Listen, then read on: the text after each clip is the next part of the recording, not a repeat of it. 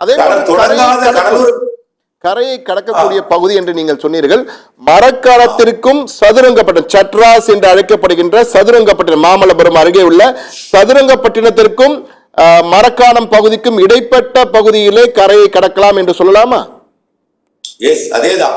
மரக்காணத்திற்கும் சதுரங்கப்பட்டினம் என்றால் அதாவது ஒரு உப்பள பகுதியா தான் இருக்கும். அந்த மரக்காணம், அந்த உப்பளம், அந்த சதுரங்கப்பட்டினம், மாமல்லபுரத்திற்கும் புதுச்சேரிக்கும் இடையே மரக்காணம் அருகேன்னு சொல்லலாம். மரக்காணம் அருகே கரையை கடப்பதற்கான வாய்ப்புகள் இருக்கிறது. அதே போன்று எல்லோருக்கும் மற்றொரு கேள்வி சார், புயல் என்பது ஒரு குறிப்பிட்ட சுற்றல் ஒரு 1 மீட்டர் சுற்ற 1 கிலோமீட்டர்ல இருக்குமா, இல்லது 2 கிலோமீட்டர் இருக்குமா, இல்ல 100 கிலோமீட்டர்ல இருக்குமா என்ற சுற்றளவு எப்படி இருக்கும்? அதே போன்று புயலுக்கு தலை இருக்கிறது, கண் இருக்கிறது, மையப்பகுதி, அதே போன்று வால் இருக்கிறது என்றெல்லாம் கூறுகிறார்கள். எனவே இதை குறித்து நமது நேயர்களுக்கு சற்று நிறைய பேர் படித்து தெரிந்து கொண்டிருப்பார்கள். தற்போது சமூக வலைதளங்கள் எல்லா கதைகளையும் போடுகிறார்கள். ஆனால் உண்மையை சொல்ல வேண்டும் என்பதற்காக உங்களிடம் கேட்கிறேன், தலை, வால், கண் ஒரு புயல் எப்படி இருக்கும்? தற்போது வந்திருக்கிற பெஞ்சல் புயல் எந்த அளவுக்கு பெரியது என்பது குறித்தும் சொல்ல முடியுமா? கண்டிப்பாக. அதாவது இந்த புயல் ஒவ்வொரு புயலும் கண்ணோட அளவு வேறுபடும், சுற்றளவும் வேறுபடும், உயரமும் வேறுபடும், எல்லாமே வேறுபடும். கண் பகுதியோட அகலம் குறைய குறைய புயலோட தீவிரம் அதிகம் என்று அர்த்தம். கண்ணோட அளவு குறைந்தால் தீவிரம் அதிகம். இப்ப இந்த கண்ணோட அளவு 25 கிலோமீட்டர், அதாவது ஆரம் விட்டம் 50 கிலோமீட்டர். கண்ணோட அந்த கடைசியிலிருந்து இந்த கடைசியிலிருந்து கூடிய காற்று இல்லாத வெற்றிட பகுதி 50 கிலோமீட்டர் இருக்கு உள்ள. அந்த வெற்றிட பகுதிக்கு வெளியிலிருந்து, அந்த கண்ணுக்கு வெளி சுற்றில் இருந்து 50 கிலோமீட்டர் இருக்கு வெளியில, அவுட்டர். ஆக மையத்திலிருந்து கண்ணுக்கு வெளி சுற்று 50, அதாவது 25, மொத்தம் 50. மையத்திலிருந்து இது 50, அது ஒரு 75 கிலோமீட்டர். இந்த கிலோமீட்டர் 75 கிலோமீட்டர் வெளி சுற்றாக இருக்கிறது. அதனாலதான் சென்னைக்கு அருகே வரும் பொழுது 75 கிலோமீட்டர் தொலைவில் இருக்கும். அந்த நேரத்தில் உச்சபட்ச காற்று இருக்கும் என்று சொல்லி இருக்கிறோம். ஆனால் சென்னையில புயல் மையமோ அல்லது சென்னையோட பாதி புயலோட கரை கிடைக்காது. சென்னைக்கு கரைக்கு வந்து விட்டு அதீத காற்றை கொடுத்து விட்டு பிறகு அதை விட சென்னையை விட திருவான்மையூருக்கு கூடுதலாக இருக்கும். அதை விட காற்று கூடுதல், அதாவது நம்முடைய டிஜிபி, அதே தெற்கே வர வர, அதாவது திருவிடந்தை, அப்புறம் மாமல்லபுரம், அதை விட காற்று கூடுதலாக இருக்கும். இறுதியில அது கரை கடக்கக்கூடிய இடத்துல 2 விதமான இருக்கும். முதல்ல புயல் கரை கடக்கும் போது காற்று பயங்கரமா வீசும். பிறகு நிசப்தமா புயல் ஓய்ந்து விட்டது என்று நினைத்து கொண்டு என்ன செய்வாங்க, புயல் போயிட்டு வெளில வருவாங்க. அது அந்த 50 கிலோமீட்டர் விட்டம் கொண்ட அந்த வெற்றிட பகுதி. அதுல மேகமே இருக்காது, வெளிச்சமா இருக்கும். இரவென்றால் நட்சத்திரம் தெரியும், பகலென்றால் சூரியன் தெரியும். ஆக சுற்றிலும் மழை பொழிந்து கொண்டிருக்கும். கரை கடந்து அடுத்தது ஒரு பின்னாடி லேயர், அந்த வட்டத்தை ஒரு வளையத்தை தூக்கி போட்டா, வளையத்தை நம் தலையில் போட்டு எடுத்தால் முதல்ல ஒரு பக்கம் போகும், அடுத்த பக்கம் வரும்.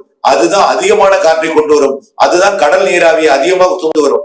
அதுதான் காற்றோட சக்தி கொண்டது.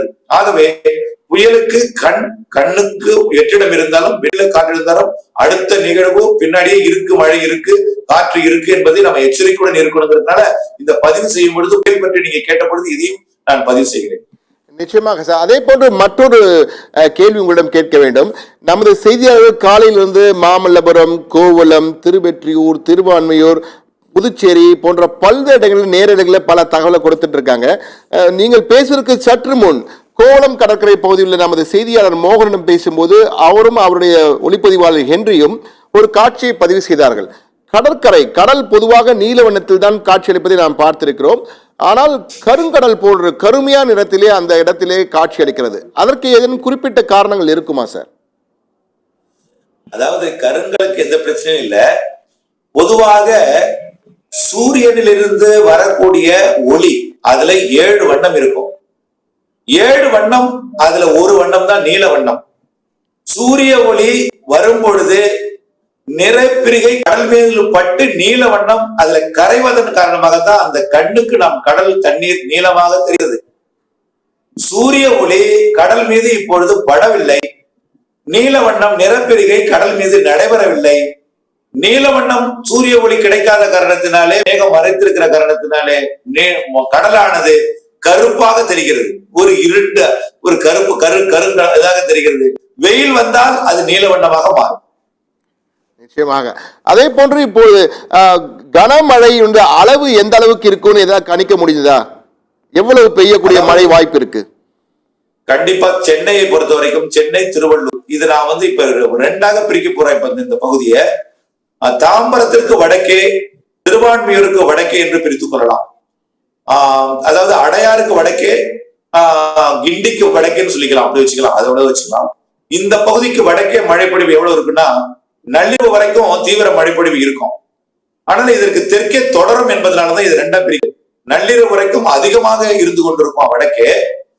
இப்போ நேற்றைக்கே ஒரு மணிக்கு 1 சென்டிமீட்டர் பெய்யுது, காலை மணிக்கு 2 சென்டிமீட்டர் பெய்திருக்கிறது, இப்பொழுது மணிக்கு 3 சென்டிமீட்டர் பெய்து கொண்டிருக்கிறது. மாலையில மணிக்கு 4 சென்டிமீட்டர் பெய்யும், இரவு நள்ளிரவு வரைக்கும் மணிக்கு 4க்கு மேல் 5 சென்டிமீட்டர் வரைக்கும் பொழியலாம், 5 சென்டிமீட்டர் பொழியலாம். அப்ப ஆவரேஜா பாத்தீங்கன்னா ஒரு 3 சென்டிமீட்டர்ல இருந்து 4 சென்டிமீட்டர் வரைக்கும் மழைப்பொழிவு மணிக்கு இருக்க வாய்ப்பு இருக்கிறது வரக்கூடிய மணி நேரங்கள்ல. இப்ப மணி ஒரு 2ன்னா இன்னும் ஒரு 6-7 மணி நேரத்திற்கு ஒரு 6-7 10 மணி நேரத்திற்கு இருக்கணும். சரி பண்ணிக்கோ, 10 மணி நேரத்திற்கு இந்த 4 என்றால் 30 to 35 சென்டிமீட்டர் வரைக்கும் எதிர்பார்க்கலாம். இது நான் எதிர்பார்ப்ப உண்டு. இதை விட கொஞ்சம் கூடுதலாக கூட இருக்கலாம். ஆனால் நாம தொடர் அப்டேட்ஸை பார்த்துட்டே இருக்கோம்.